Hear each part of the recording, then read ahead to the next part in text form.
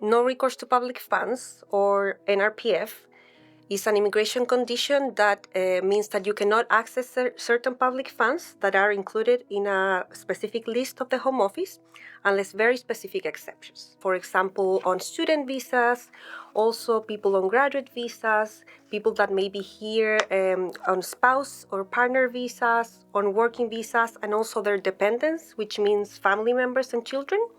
And people seeking asylum will also have no recourse to public funds as a condition. The No Recourse Northeast Partnership is a working group set up in 2014, and the main objective of the partnership is to make sure that people from ethnic minority communities that have no recourse to public funds have access to quality advice and are not left at risk of destitution and homelessness without accessing this quality advice.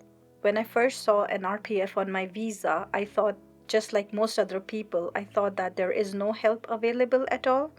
However, after living here for some time, I have learned that there is some help available, but I still feel it's not enough for us. It makes me feel insecure, fearful. I feel like I'm walking on eggshells. In case anything goes wrong, there is no help available.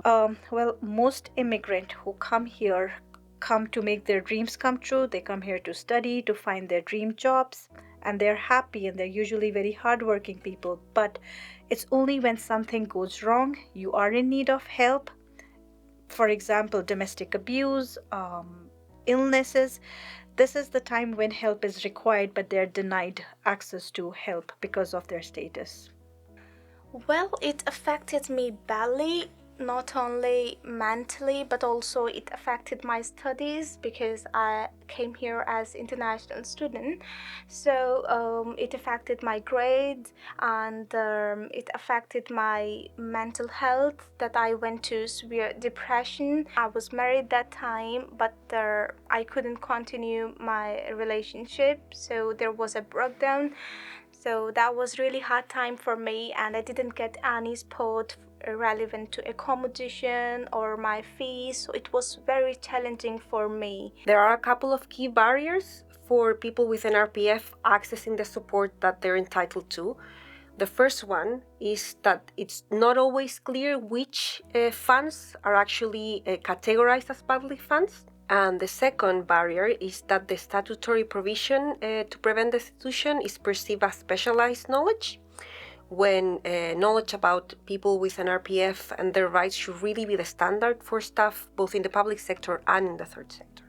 Okay, an RPF affected my life in the fact that when I came in, I wasn't able to get a permanent job because my child was young. He's just about 2 years plus, and I found out on the council site that you could get in a child of 2 plus into the nursery, but having checked, I discovered that there were so many complications to that. One, I had to be qualified to get support, financial support, which I didn't get, so that cut me off entirely. So I think that's one way it affected me, and that made it impossible for me to be able to get a permanent job, so. Let me say, back in my home country, I was a civil engineer, started, and I rose through the rank to being a project manager. Then coming here to the UK, I wanted a bigger aspect of my life to change. And also being a single dad, I felt I would get more comfortable and have more protection for my daughter. I have to survive being a chef. I've been a chef for 2 years. It's tough getting engineering jobs here in the UK, and spent a lot of pounds to get here, a lot. And now it's still just surviving. I like to see more of equalities.